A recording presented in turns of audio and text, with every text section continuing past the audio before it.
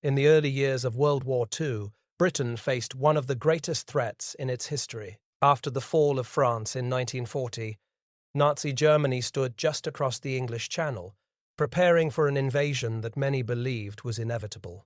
The German Luftwaffe possessed overwhelming numbers of aircraft, experienced pilots, and confidence built from rapid victories across Europe.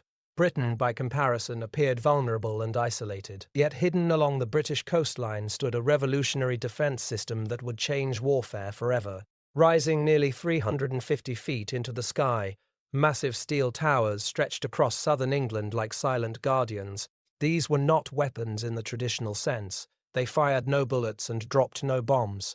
Instead, they listened. Using cutting-edge radio detection technology, these towers formed an early warning network, capable of detecting enemy aircraft more than 120 miles away. Known as the chain-home radar system, this innovation allowed Britain to see attacks long before they arrived. While German commanders believed surprise would guarantee victory, British scientists had already written the rules of aerial warfare. The towers became the backbone of Britain's defense strategy, transforming limited fighter resources into a precise and coordinated response force. Instead of guessing where attacks would come from, British commanders knew almost exactly when and where German bombers would appear. This technological advantage turned Britain from a vulnerable island into a carefully prepared trap. What the Luftwaffe did not realize was that every time their aircraft took off, British radar operators were already tracking them across the Channel. The war in the skies would not be decided by numbers alone, but by information. The origins of Britain's radar defense began years before the war itself. During the 1930s, scientists feared that bomber aircraft would soon become unstoppable weapons capable of destroying cities without warning. The British government secretly funded research into methods of detecting aircraft using radio waves. Physicist Sir Robert Watson Watt led experiments that proved radio signals could bounce off metal objects, such as airplanes, and return detectable echoes. Early tests demonstrated astonishing potential. Aircraft could be located even through clouds and darkness. This discovery sparked urgent development as tensions in Europe increased. Engineers designed towering transmission masts capable of sending powerful radio pulses into the sky. When enemy aircraft entered these waves, reflections returned to receivers, allowing operators to estimate distance and direction. Though primitive compared to modern radar, the system represented a technological miracle at the time. Critics initially doubted its practicality, arguing it was too expensive and unreliable. However, continued testing showed remarkable accuracy over long distances. Britain began constructing radar stations along its coastline, forming a defensive chain covering likely invasion routes. Each station required enormous steel towers, some reaching heights of 350 feet to maximize signal range. The scale of construction was immense, involving engineers, military planners, and scientists working together in secrecy. By 1939, as war erupted in Europe, Britain possessed the world's first integrated radar network. This achievement was not merely technological, it was strategic genius. Radar allowed commanders to conserve fuel, deploy fighters efficiently, and prevent exhaustion among pilots. Unknown to Germany, Britain had already created a new kind of battlefield where knowledge replaced guesswork. The coming air war would prove that scientific innovation could rival even the most powerful military machines. Constructing the chain-home radar network was an engineering challenge unlike anything Britain had attempted before. The massive towers had to withstand harsh coastal weather, powerful winds, and constant operation. Each radar station consisted of multiple steel lattice towers, some rising over 350 feet tall, connected by cables and transmission equipment. These structures dominated the landscape, visible for miles and impossible to hide completely. Engineers selected coastal locations carefully, ensuring overlapping coverage zones that eliminated blind spots. Construction crews worked rapidly throughout the late 1930s, often racing against time as war approached. Materials were transported to remote cliffs and fields, where workers assembled towering frameworks piece by piece. Power supplies, underground cables, and operations bunkers were added to support continuous monitoring. Inside control rooms, operators sat before glowing displays, interpreting signals that appeared as flickering lines on oscilloscopes. The system required coordination between technicians, military planners, and communication networks linking radar stations directly to Fighter Command headquarters. Despite their size, the towers were surprisingly fragile targets, and planners worried they might be destroyed early in a conflict. Yet their importance outweighed the risk. Britain accepted visibility as the price of early warning capability. These towers represented a bold gamble, investing heavily in technology many nations still doubted. As Europe moved closer to war, the completed network stretched along Britain's southeastern coast like a mechanical wall. Few civilians understood their purpose, and rumors spread about secret weapons or communication experiments. In reality, the towers were preparing Britain for a new kind of defense. One that relied not on strong weapons but on seeing the enemy first. Radar worked by transmitting powerful radio pulses outward and measuring how long it took for reflections to return. This allowed operators to calculate distance with surprising accuracy. Chain home stations could detect large aircraft formations as far as 120 miles away, often before they even reached the English Channel. Height estimation, though less precise initially, improved through coordinated readings from multiple stations. Operators learned to interpret patterns, distinguishing bombers from fighters based on signal strength and formation size. Unlike visual observers, radar functioned day and night and through poor weather conditions. This advantage proved critical because German planners often relied on cloud cover to conceal attacks. Radar eliminated that advantage entirely. Information flowed from radar stations to Fighter Command headquarters, where controllers plotted enemy movements on large maps.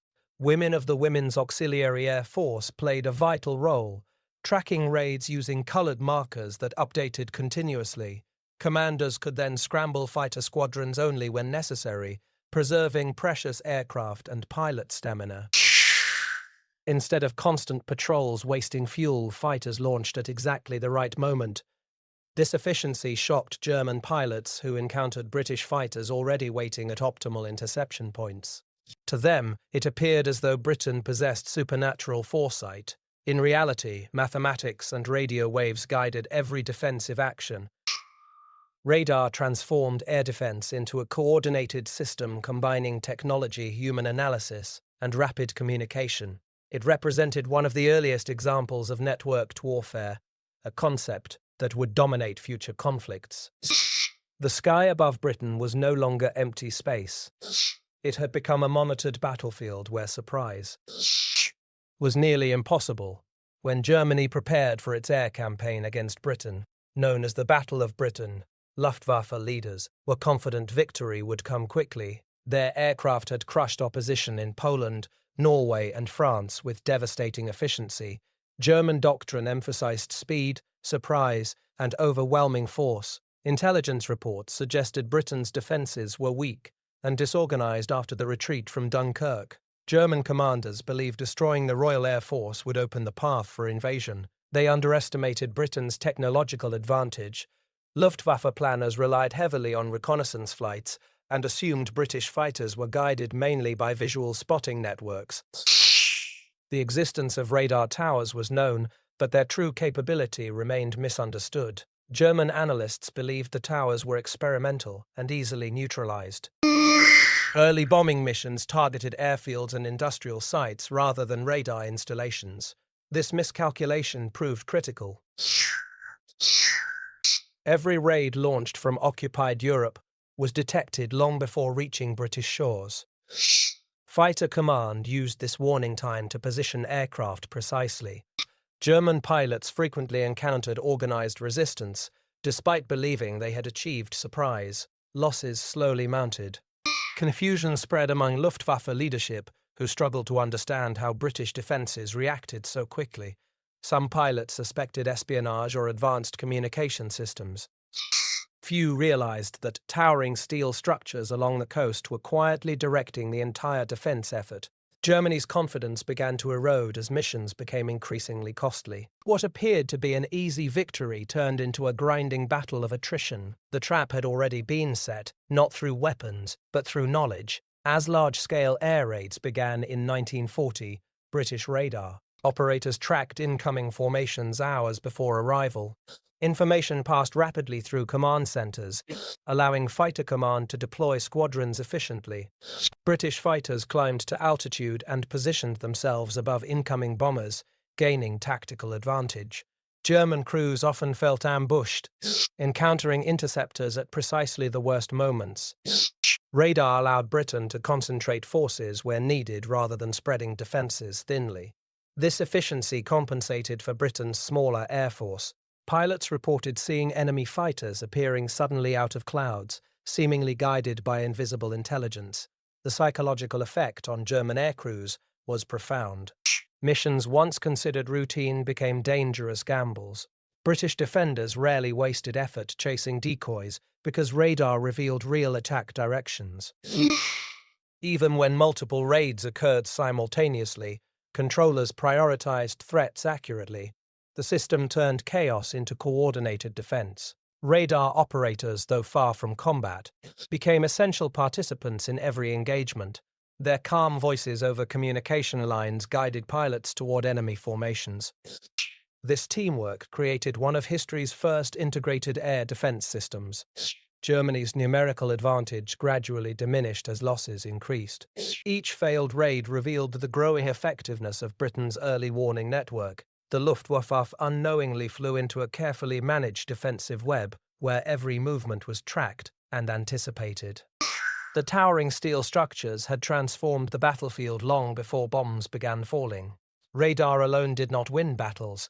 Its true power emerged through integration with Fighter Command's control network. Air Chief Marshal Hugh Dowding designed a revolutionary command structure linking radar stations, observation posts, and fighter squadrons into a single system. Information moved from detection to decision within minutes.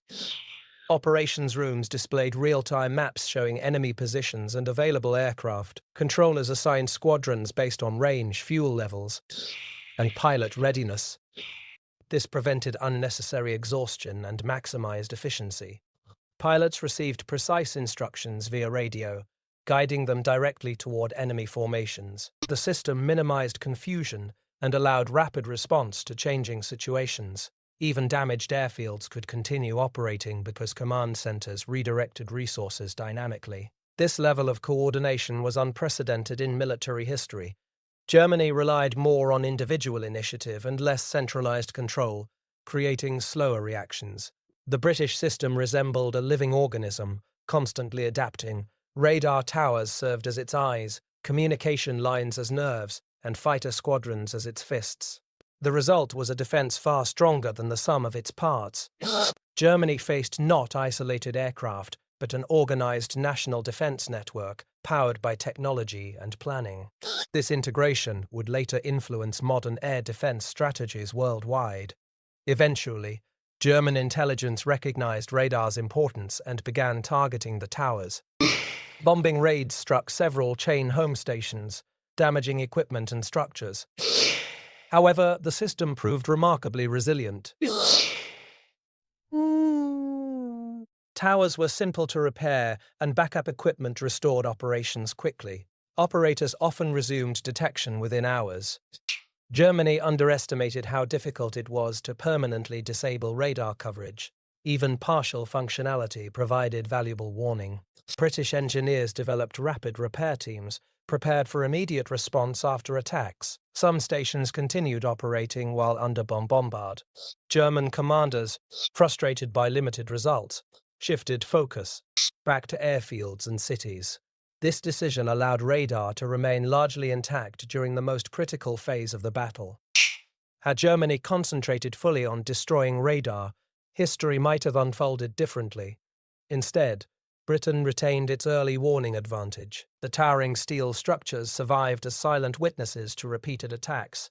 Their endurance ensured the defensive trap remained active throughout the campaign. As daylight losses increased, the Luftwaffe turned increasingly to night bombing. Radar technology evolved rapidly to meet this new challenge. Ground-controlled interception systems guided British night fighters toward enemy bombers using radar tracking. Though early attempts were imperfect, improvements soon followed. New radar types allowed better altitude estimation and tracking accuracy. Britain adapted faster than Germany anticipated. Radar operators learned to interpret complex signals and coordinate with searchlights and anti-aircraft batteries. Night skies became illuminated battlegrounds guided by invisible waves. The technological race intensified, demonstrating how innovation shaped wartime survival. Radar transformed darkness from a shield into another, monitored domain. Behind every radar station stood teams of dedicated operators working long hours under immense pressure. Many were young recruits, including large numbers of women serving in auxiliary roles. They monitored screens continuously, identifying faint signals that could represent massive incoming raids. Concentration and training were essential. Mistakes could cost lives. Operators developed remarkable skill in interpreting patterns and distinguishing false echoes from real threats. Despite never seeing combat directly, their work determined the outcome of battles. Stress levels were high, yet morale remained strong due to the knowledge that their efforts protected cities and civilians. These individuals formed the hidden front line of Britain's defense. Radar's effectiveness created psychological strain for German pilots. Repeated interceptions reduced confidence and increased fear. Aircrews realized British fighters appeared with uncanny timing, eroding belief in surprise attacks. Rumors spread among Luftwaffe personnel about secret British technologies. This uncertainty affected morale and decision-making. Meanwhile, British pilots gained confidence knowing they were guided accurately toward targets. The psychological balance shifted gradually in Britain's favor. Warfare was no longer purely physical. It became informational and mental. By late 1940, Germany failed to achieve air superiority. Radar's early warning allowed Britain to preserve aircraft and trained pilots. Loss rates favored defenders. Hitler postponed invasion plans indefinitely. The Battle of Britain marked the first major defeat of Nazi expansion. Radar towers, once experimental structures, proved decisive strategic assets. Their role demonstrated how technological foresight could overcome numerical disadvantage. The success of radar reshaped military planning worldwide. Nations invested heavily in electronic detection systems, naval warfare, air defense, and later missile technology all relied on radar principles. Britain's chain home network became a model for integrated defense systems used during the Cold War and beyond. The concept of early detection remains central to modern security strategies. Many radar towers were dismantled after the war, yet their legacy endured. Museums and preserved sites commemorate the innovation that protected Britain during its darkest hours. Historians now recognize radar as one of the most important technological achievements of World War II. The towering structures symbolized the power of science combined with national determination. In the end, the 350-foot steel towers did more than detect aircraft. They changed the course of history. By providing 120 miles of warning, they transformed Britain from a potential victim into a prepared defender. The Luftwaffe unknowingly flew into a carefully constructed trap guided by radio waves and human intelligence. Radar proved that wars could be won not only through firepower, but through innovation and coordination. The Battle of Britain became a turning point, preserving Allied resistance and shaping the future of the war. The silent towers along the coast stood as proof that sometimes the most powerful weapon is simply the ability to see the enemy coming.